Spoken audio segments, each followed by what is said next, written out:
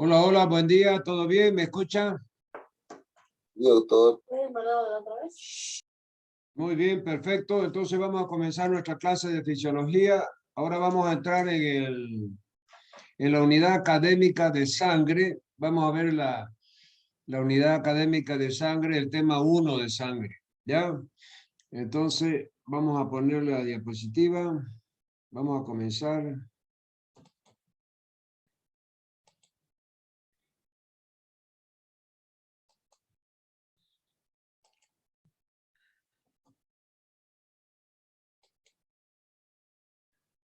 Muy bien, aquí tiene la primera diapositiva, fisiología de la sangre. Van a ver de ustedes que algunos conceptos ya hemos dado nosotros en las clases prácticas, donde hay varios temas sobre sangre. Es decir, hemos visto flebotomía, que es sobre sangre, recuento de glóbulos rojos sobre sangre, recuento de glóbulos blancos sobre sangre. Vamos a ver fórmula leucocitaria relativa, que es sobre sangre, hematocrito, que es sobre sangre. Entonces, fíjense que, como yo les decía, los conceptos teóricos están íntimamente amarrados a los conceptos prácticos. Y el examen final teórico y el examen final práctico, básicamente el temario es el mismo. A veces lo que yo hago es reducir un poco las unidades académicas del temario del final práctico, pero todas las unidades académicas que entran en el final práctico, cuando yo dé el temario, es decir, son parte de las mismas unidades académicas del final teórico. Muy bien, entonces vamos a comenzar. Composición de la sangre. Entonces la sangre, como ustedes ven aquí en el dibujito, tenemos un tubo de ensayo y hemos visto que el 55% de la sangre es el líquido y es el plasma, y el 45% son las células sanguíneas. De ese 45% que constituyen las células sanguíneas, tenemos la serie roja, que son los eritrocitos, que son más del 99%, y la serie blanca, más plaqueta, que es menos del 1%, prácticamente. ¿Ya? Entonces ustedes están viendo aquí, las células son glóbulos rojos, glóbulos blancos y plaquetas. ¿Ya? Muy bien, vamos a seguir. Sigamos. Entonces, funciones de la sangre. La sangre tiene básicamente 4 tipos de funciones. 4. Primero, transporte de los gases respiratorios. O sea, la sangre es el vehículo que transporta el oxígeno, es decir, de los pulmones hacia los tejidos y las células, y el anhídrido carbónico, que es recogido, es decir, del metabolismo de la célula, y lo lleva nuevamente a los pulmones para expulsarlo en la expiración. Nutrientes. Entonces, transporta gases respiratorios como oxígeno y CO2, que es el anhídrido carbónico, y también transporta los nutrientes, los metabolitos, las hormonas, las enzimas. O sea, todo aquello que va a nutrir la célula es transportada por la sangre. Por eso es que aquí tenemos que también, dentro de las funciones de transporte, la sangre transporta nutrientes, metabolitos, hormonas, enzimas, etc. Segundo, otra función, regulación. Es decir, la sangre tiene la función de regulación hormonal y temperatura. Entonces, la sangre regula la concentración de las hormonas. Si la sangre circula poco, es decir, si hay poca volemia, etcétera, es decir, llega poca cantidad de hormonas, también regula la temperatura para subirla, para bajarla. Tercero, protección, que es llamada la hemostasia. Es decir, nosotros hemos visto de que habían 3 términos bastante parecidos. Hemostasia, que es el control del sangrado, el control de la hemorragia, eso se llama hemostasia. Hay homeostasis. Homeostasis es la función que tiene el organismo de mantener constante su medio interno.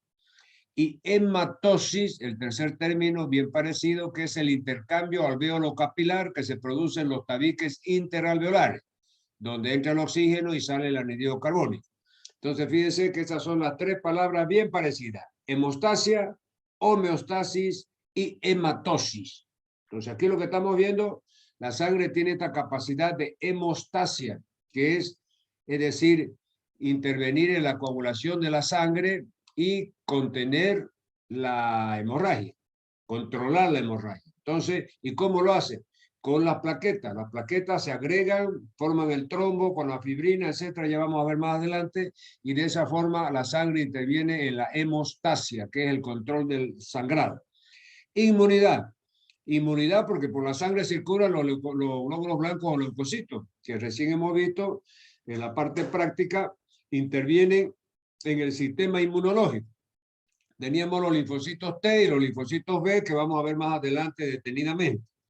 Y en cuarto lugar, la cuarta función de la sangre es la homeostasis. Homeostasis. Fíjense que de esas tres palabras bien parecidas, dos son funciones de la sangre. Hemos visto en protección la hemostasia, que es el control de la hemorragia, y la homeostasis, que es la función a través del cual el mecanismo mantiene constante su medio interno. O sea, la vida es incompatible si es que el medio interno fluctúa mucho. Supóngase a las 9 de la mañana usted tiene una glicemia de 100 miligramos por ciento, a las 10 de la mañana tiene 200, a las 3 de la tarde tiene 500, a las 6 de la mañana 800. Eso es incompatible con la vida del ser humano. Entonces, lo que hace el organismo a través de este mecanismo de homeostasis es que dentro del límite fisiológico el organismo mantiene constante su medio interno. No se puede permitir muchas fluctuaciones del sodio, del potasio, del calcio, del azúcar, de la glucemia, de las hormonas, etc. ¿Ya? Muy bien, sigamos.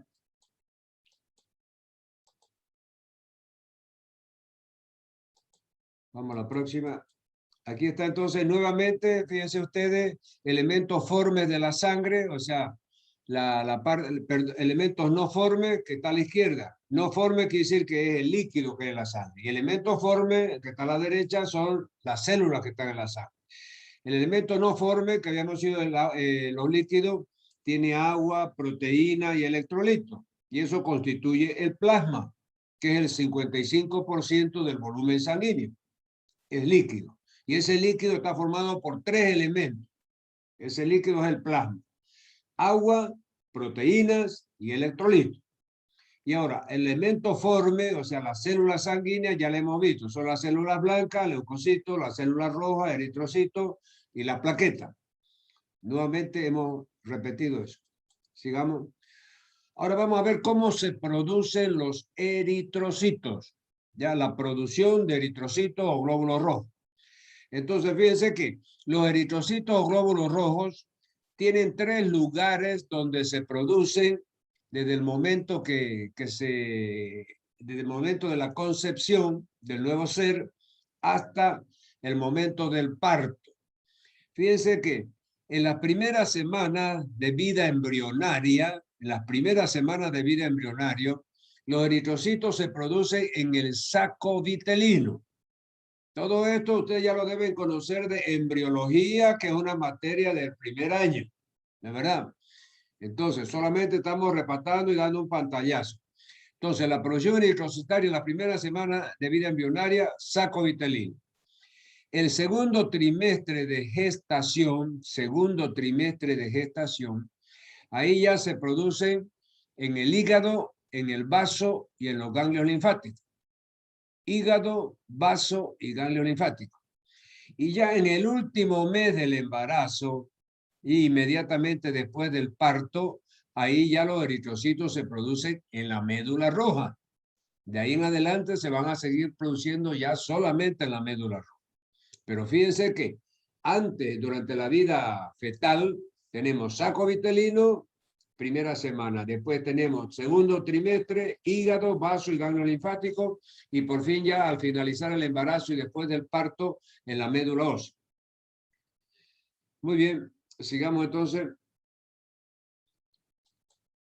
Aquí tenemos la génesis, el proceso de formación de los glóbulos rojos, de las células sanguíneas, perdón, en términos generales.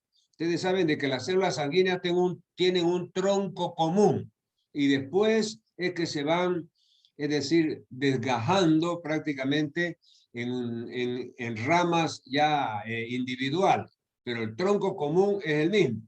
Y todo comienza, fíjense, con las llamadas células madres hematopoyéticas pluripotenciales. Ustedes saben que hace unos años atrás, era el boom de las células madres, todo el mundo hacía investigación de las famosas células madres que se traen del cordón umbilical, de la placenta, etcétera, ¿no? Y bueno, en todos los periódicos, en todas las revistas, en todos los estudios científicos, salían investigación sobre las células madre. Entonces ya sepan que aquí está la famosa célula madre. Es el tronco inicial de todas las células sanguíneas del organismo. Ya tanto la serie roja, serie blanca, etc.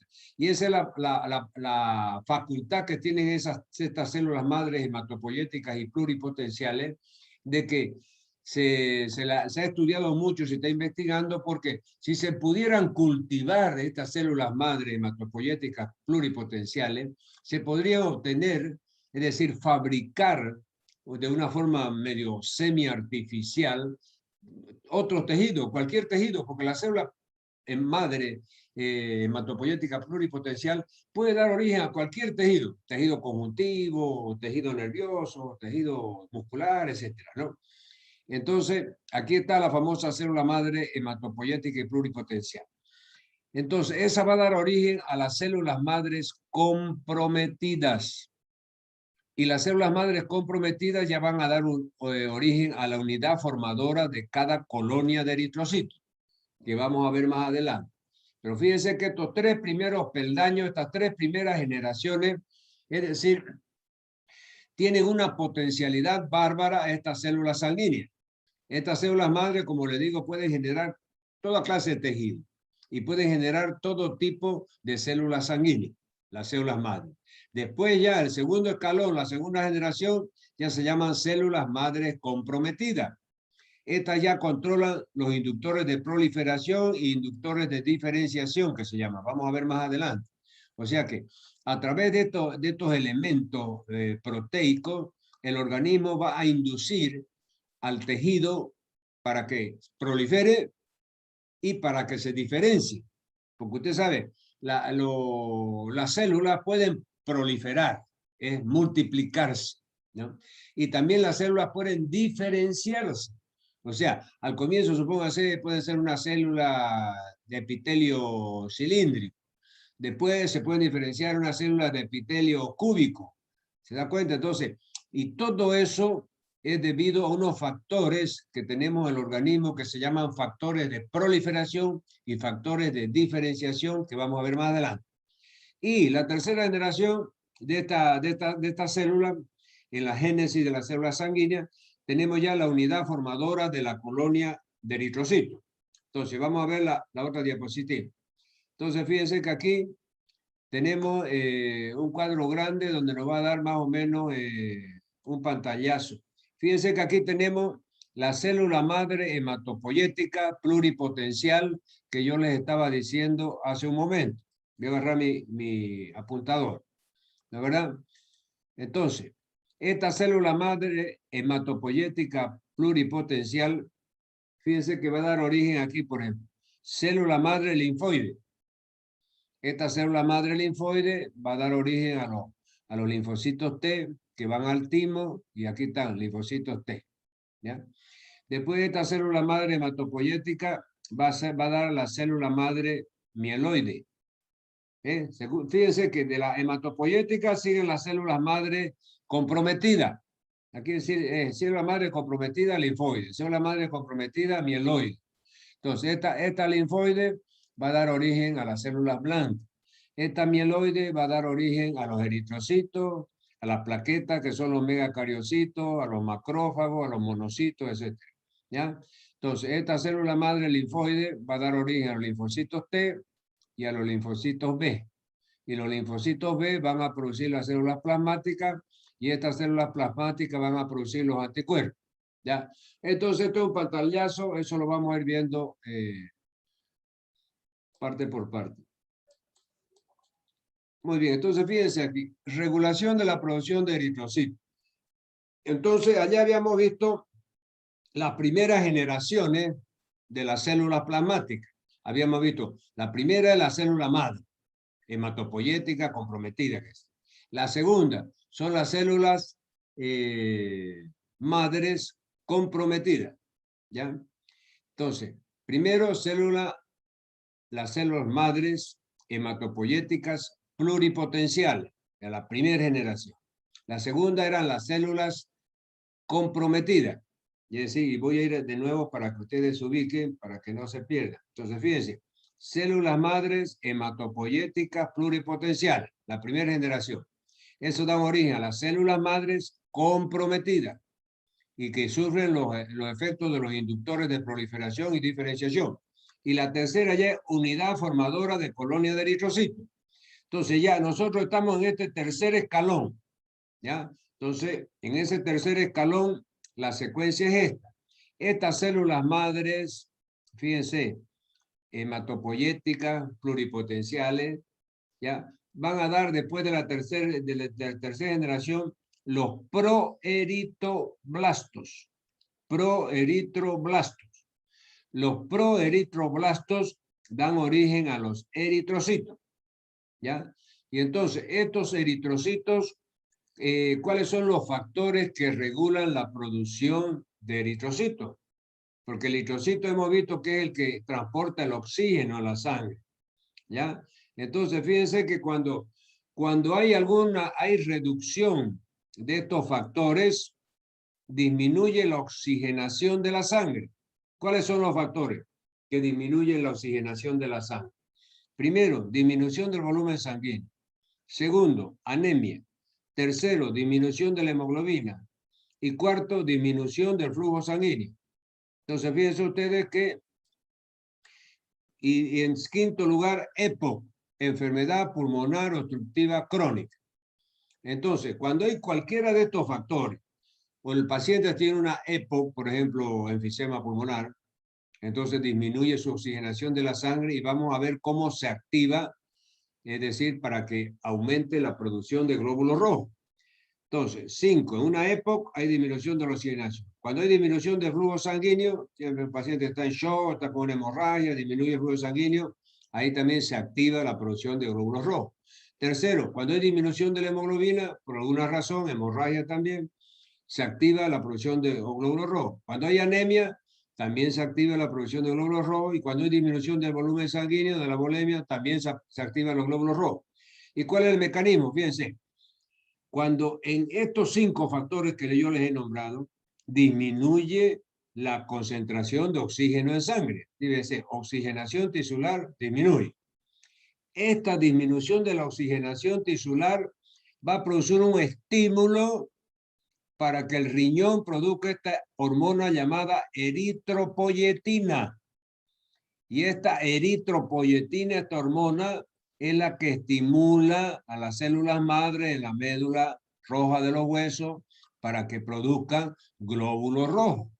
Entonces, este es el mecanismo de control y de producción de los glóbulos rojos. Muy bien, vamos a seguir. Aquí tenemos, vamos a comenzar a definir el eritrocito, que es la célula roja de la sangre. Entonces, eritrocito, función, transporte de hemoglobina, lleva el oxígeno a los tejidos. Bien clarito, multicolor y multisigno, lo ha hecho la diapositiva para que se les grabe a ustedes. Primera función del eritrocito, transportar la hemoglobina, que lleva el oxígeno a los tejidos. Segundo, contiene gran cantidad de anhidrasa carbónica que cataliza la reacción reversible entre CO2 y agua, aumentando la reacción miles de veces. Esto lo vamos a ver después detenidamente. Por ahora sepan que esta anhidrasa carbónica, que es una enzima, va a catalizar esta reacción, fíjense. CO2 más agua, ¿ya? Entonces, vamos a ver, CO2 más agua, es decir, produce ácido carbónico. Esta reacción del CO2 más agua y producir ácido carbónico, es decir, está catalizada por esta enzima llamada anhidrasa carbónica, que aumenta miles de veces dentro del eritrocito. Ya vamos a ver por qué. Tercero, permitiendo que la sangre transporte gran cantidad de CO2 de los tejidos a los pulmones en forma de bicarbonato. ¿Ya? Entonces, fíjense que yo le decía que el CO2 más agua es igual a ácido carbónico. Y el ácido carbónico se ioniza en ion bicarbonato e ion hidrógeno. Entonces, el CO2 se transporta en la sangre en forma de bicarbonato. Después vamos a ver, todo esto vamos a ver en sangre, ¿ya? Todas estas fórmulas químicas. Entonces, ahí es que está después un poco la explicación de esta famosa anhidrasa carbónica que yo le estoy diciendo, que es una enzima que cataliza la formación del ácido carbónico a partir del CO2 y del agua. Y que ese ácido carbónico después se va a ionizar en bicarbonato e hidrógeno. Y ese bicarbonato va a permitir que se transporte el CO2 en la sangre y vaya desde los tejidos hasta el pulmón para eliminarse en el aire. Hemoglobina es un excelente amortiguador ácido básico. Entonces ya vamos a ver cuando veamos los amortiguadores, que son las sustancias tampón, las sustancias buffer, ¿no?, del organismo, vamos a ver que la hemoglobina funciona como una sustancia amortiguadora o sustancia tampón o sustancia buffer que se llama. Eso tenemos clases especiales porque ahí vamos a ver también el equilibrio ácido básico que es pulmón, que es la parte del riñón, que es difícil y complicada. Forma y tamaño. Yo siempre pregunto, ¿qué tamaño tiene el glóbulo rojo? ¿Qué forma tiene? En los exámenes orales prácticos que cuando es presencial. Entonces, fíjense, primero, la forma es bicóncavo. Su tamaño, según Guyton, 7,8 micras de diámetro. ¿Ya? Concentración. ¿Cuántos números de glóbulos rojos hay? 5.200.000 por milímetro cúbico de sangre. Más o menos 300.000 en el hombre. Entonces, fíjense que el rango que le pone es de más 300.000 y menos 300.000. Entonces, si así a 5.200.000 le aumentamos 300.000, da 5.500.000. Y si a estos 5.200.000 le restamos 300.000, daría 4.900.000. Entonces, el rango que le pone Guyton es de 4.900.000 a 5.500.000. Ese es el rango, o sea, 300 para abajo y 300 para arriba. Muy bien, la mujer tiene un poco menos, fíjense que es 4.700.000 más o menos 300.000, o sea, más para encima y menos para abajo. O sea que ese es el rango en que varía y fluctúa el número de glóbulos rojos, tanto en el sexo masculino como en el sexo femenino. El hematocrito está entre 40 y 45%. Esto también varía conforme a la edad y sexo que vamos a ver después cuando veamos el práctico de hematocrito. Y la hemoglobina, fíjense, de 0,16 gramos por ciento. ¿Ya? Entonces, estos son datos bien concretos que tienen que memorizarlos, tienen que saberlo, cuál es la concentración de hemoglobina, cuál es el hematocrito, cuál es el número de glóbulos rojos que hay, tanto en hombres como mujeres, cuál es el rango, cuál es la forma de glóbulos rojos, cuál es el tamaño en micra, cómo funciona el amortiguador de la hemoglobina, el equilibrio ácido básico, cómo se forma qué función tiene la anhidrasa carbónica en la producción de glóbulos rojos y el transporte del bicarbonato, etc. No, eso lo vamos a ir viendo a medida que vamos desarrollando esta unidad académica. Sigamos. Muy bien, maduración de los eritrocitos. Entonces, fíjense que los eritrocitos, glóbulos rojos, después que se producen, tienen un proceso de maduración. O sea, no se lanzan así nomás inmaduros al torrente circulatorio. Es decir, hay un proceso de maduración de los eritrocitos antes del organismo lanzarlo a la circulación de la sangre. Dice, para la maduración final de los eritrocitos se necesitan dos vitaminas, la B12 y el ácido fólico, ambos esenciales para la síntesis de ADN, que es imprescindible para la maduración y división nuclear. Entonces, fíjense que para este proceso de maduración de los eritrocitos son indispensables estas dos vitaminas. La B12.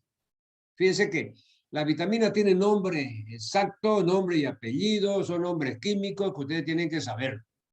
Las vitaminas del complejo B, la B1 se llama tiamina, la B2 se llama riboflavina, la B6 se llama piridoxina y la B12 se llama cianocobalamina, ¿no? Más conocida como vitamina B12, que es esta que estamos viendo aquí. Y además está el ácido fólico, que es otro tipo de vitamina, ¿ya? Entonces, la B12, específicamente la B12, ¿ya? Estamos viendo de que hay B1, B2, B6, B12, etc. La B12 y el ácido fólico son importantes para la maduración del eritrocito, ¿ya? Muy bien, sigamos. Fracaso en la maduración por deficiencia de ácido fólico, ¿ya?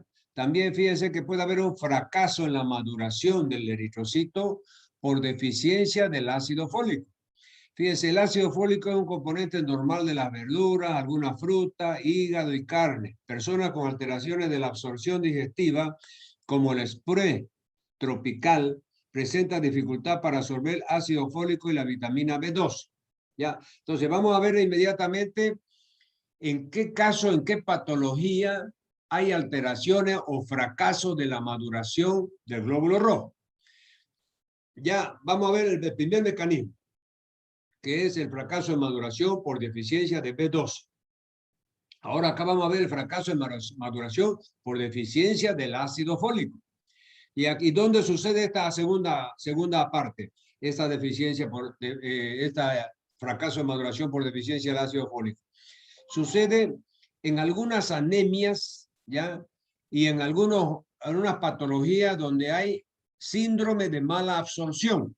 O sea, por alguna razón, el organismo no absorbe este ácido fólico en el intestino y lleva a una patología que se llama, son SPRE, son diarrea, síndrome de mala absorción, que se llama SPRE. Aquí está en mayúscula todo, SPRE. SPRE tropical, SPRE subtropical, y estas son enfermedades muy comunes alrededor de algunos países del Mediterráneo, algunas diarreas del Mediterráneo, pero hay en todas partes del mundo, pero es bien frecuente en esa zona del Mediterráneo, y se debe a deficiencia de ácido fólico y hay problemas de fracaso de la maduración. Muy bien, ahora vamos a ver fracaso por deficiencia de B12, que aquí no aparece, no sé por qué, a ver, espérense. No hay, ya.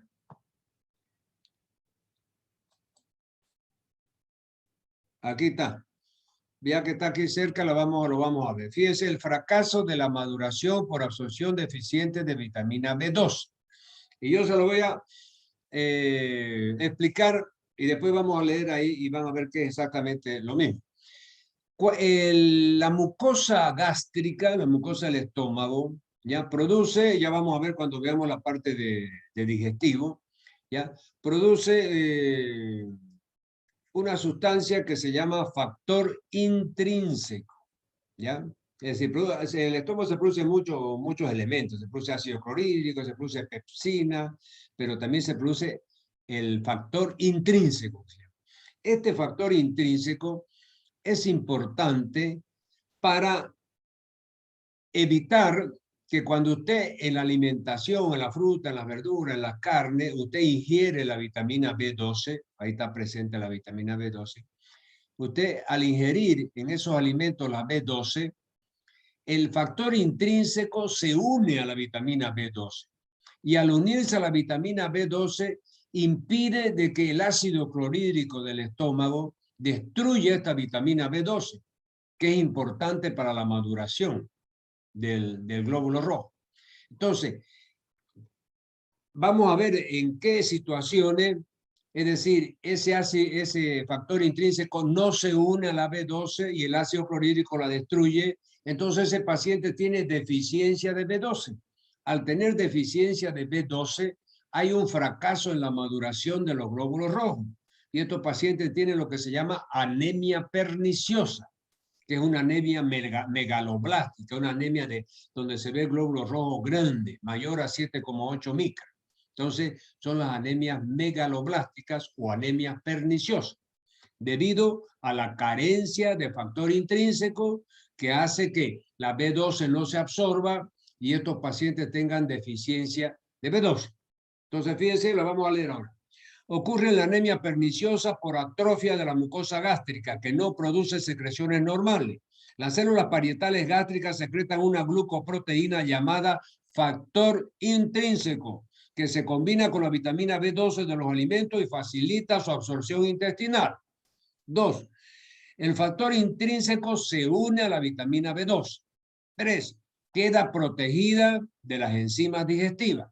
4. Ese factor intrínseco más la B12 se une a receptores específicos de la membrana en borde del cepillo de las células de la mucosa del ilio. Así se absorbe.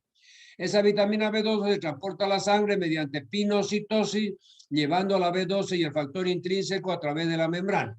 Luego se almacena en el hígado, de donde se libera lentamente. Entonces, fíjense, todo el proceso. Se lo repito.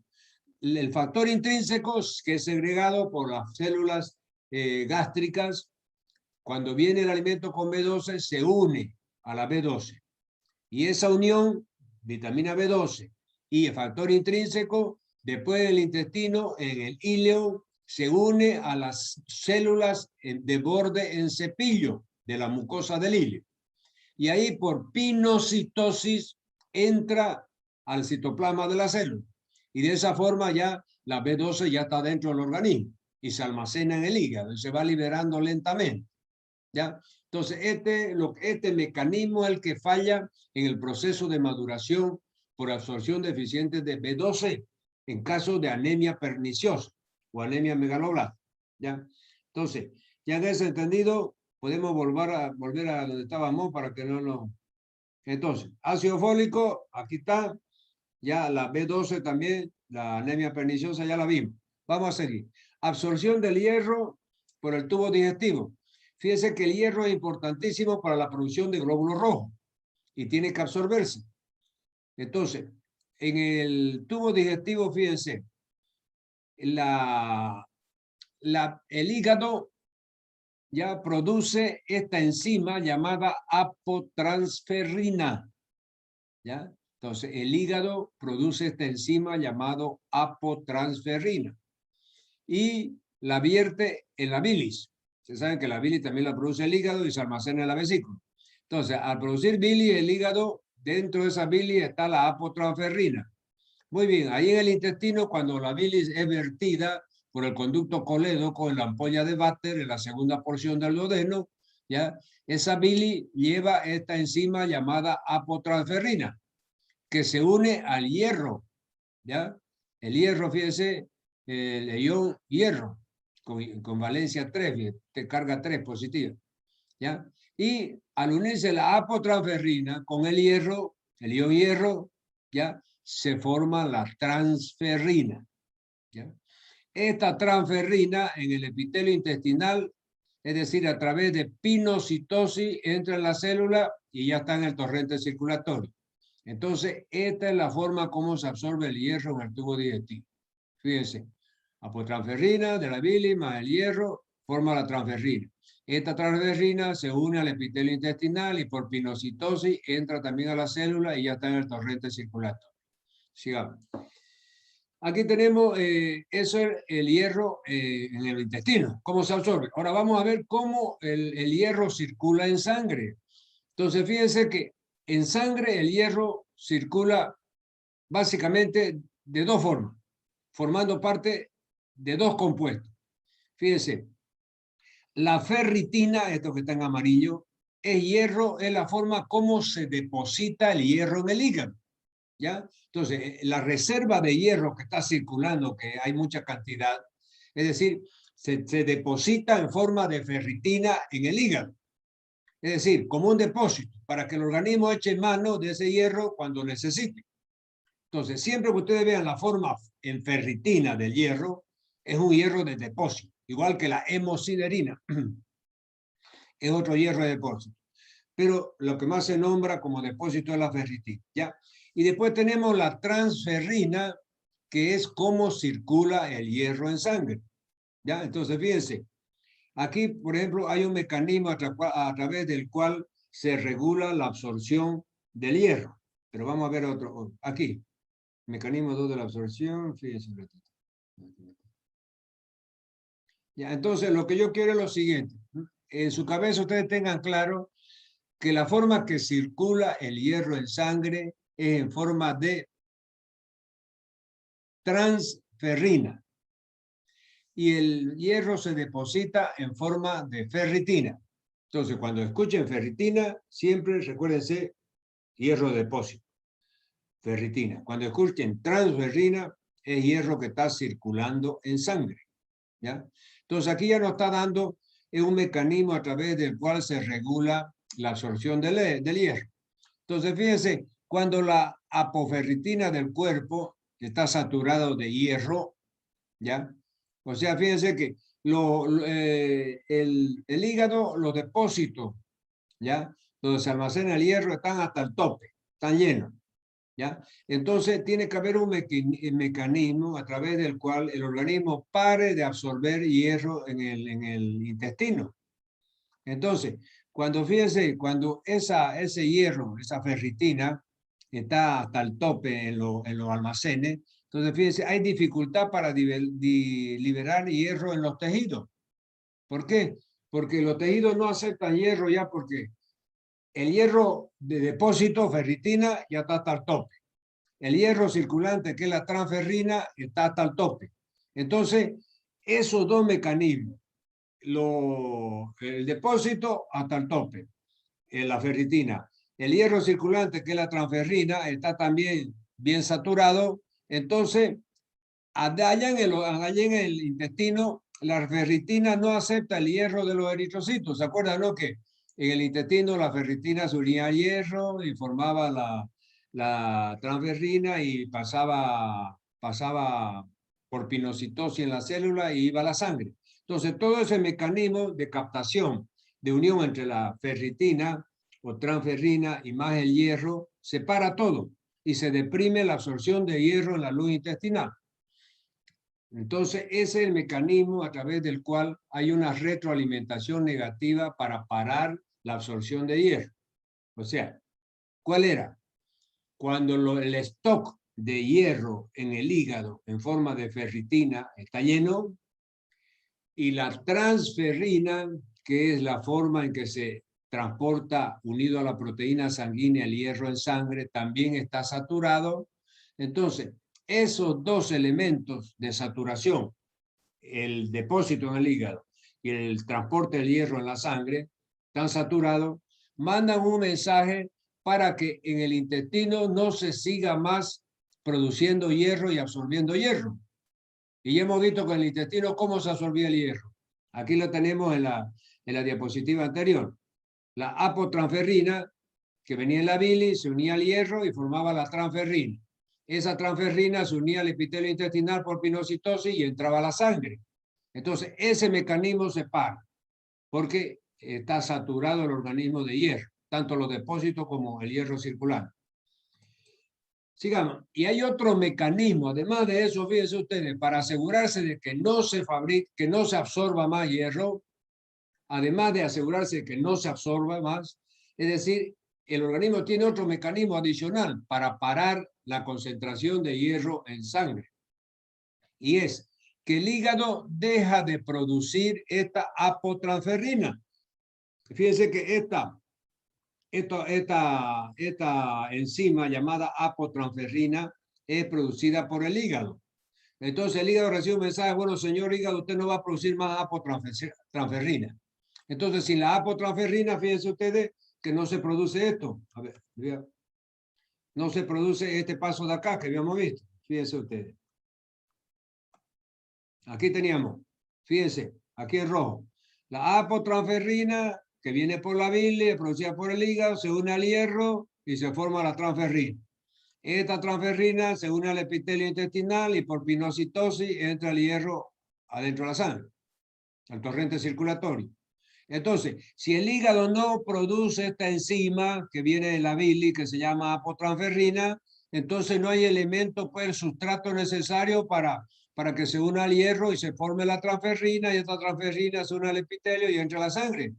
Entonces, un segundo mecanismo a través del cual el organismo para de absorber hierro. Sigamos. Entonces, aquí está, mecanismo 2 de regulación de la absorción del hierro. Depósito excesivo de hierro en el organismo, el hígado reduce síntesis de apotransferrina y hay una disminución del transporte de hierro del plasma y los tejidos. Entonces, ese es el segundo mecanismo de disminuir la absorción de hierro. Metabolismo del hierro, entonces aquí, fíjense que tenemos así. Diariamente, esto aquí sí ya va a ser del nuevo. Esto ya lo vamos a ver nosotros en la nueva, en la próxima clase, ya, porque esto es largo y no quiero pararlo yo a medio camino. Este juego de diapositivas tiene más de 40 diapositivas. Entonces yo lo he dividido en 20, esta primer clase que estamos viendo, toda la parte de formación de las células rojas, transporte, etcétera, y el metabolismo del hierro específicamente, más inflamación, vamos a verlo en las otras diapositivas, porque si no, ahí nos va a quedar muy largo y va a ser una unidad académica muy larga. Muy bien, entonces vamos a compartir aquí. Si ha quedado alguna duda con relación a esta primera parte, adelante, yo los escucho. A ver qué hay aquí en el chat. ¿Qué hay? Ah, no hay nada. Muy bien, entonces para que ustedes vean solamente una primer parte. Sangre tiene como 3 o 4 clases. ¿Ya? Ahí vamos a ver todos los referidos con sangre. Algunas cosas hemos dado ya en la parte práctica, como les digo, al ver el glóbulo rojo, glóbulo blanco, hematocrito, fórmula leucocitaria relativa. Es una unidad académica bastante larga, ¿no? Y tiene algunas cositas que tiene que saber bien porque eso le va a ayudar a diagnosticar muchas enfermedades en la parte de hematología. Muy bien, Doctor, buen día. A ver, adelante José Pérez. Doctor, buen día. Quería hacerle una consulta fuera del tema. A ver. Ayer expusieron el grupo 8 y 9 de las exposiciones y el siguiente miércoles quizás ya le toca el 10 y al 11. Ajá. Mi pregunta es, lo que pasa es que el miércoles que viene tenemos parcial con la doctora Araúz de parasitología en la mañana y nos choca con exposición. No. Esa era mi duda. Escúcheme, ¿a qué hora? Yo no voy a estar cambiando. El día tiene 24 horas. No creo que sea esa. ¿En qué horario? En la mañana, a las 9 de la mañana tenemos el miércoles. Bueno, yo comienzo a las 9 de la mañana. Tengo yo es presencial. De 9 a 10 tengo uno y de 10 a 11 tengo los otros 2 grupos. Entonces a ese grupo lo que yo puedo hacer es tomarlo de 10 a 11. Está bien, doctor. Ya, entonces ahí no hay problema. Entonces, ¿qué grupos son, del D o del F? Lo que tiene clase. Del F, doctor. Del F. Entonces voy a ver de que el grupo F, tomarle primero a lo del grupo D y después a lo del grupo F. Eso es lo único que puedo conseguir, porque los exámenes son 15 minutos, 20 minutos, no es pues, yo tengo tal cosa y ya no puedo, me voy a echar a dormir el resto, porque ya estoy saturado en mi cerebro, ¿no es verdad? Entonces hay que seguir avanzando. Las materias son varias y hay que dar cuenta de toda la materia. Y esta es la básica del segundo año, ¿no? Entonces, de nada sirve que usted apruebe cacología, dónde está el oxiurus, dónde está el ácaro y lumbricoide, y después no saben ni de sus patas de fisiología, van a matar gente, ¿no? No sabiendo dónde está un oxiurus, no pasa nada, ¿no? Entonces, quedamos así. Yo lo único que puedo abrir mano es tomarle en segundo lugar al grupo F, a los dos grupos del F. En lugar de tomar de 9 a 10, le tomo al D, y de 10 a 11 le tomo al F. ¿Está bien? Ok. Está bien, doctor. Está Muy bien. Gracias. Entonces, si no hay más preguntas, quedamos por aquí. Un abrazo, pórtense bien. Nos vemos entonces la próxima clase. ¿Va? Chao, Gracias, chao. doctor. Hasta luego. Gracias, doctor. Ok. Hasta luego. Hasta luego, Hasta doctor. luego. Muy bien. Chao, chao.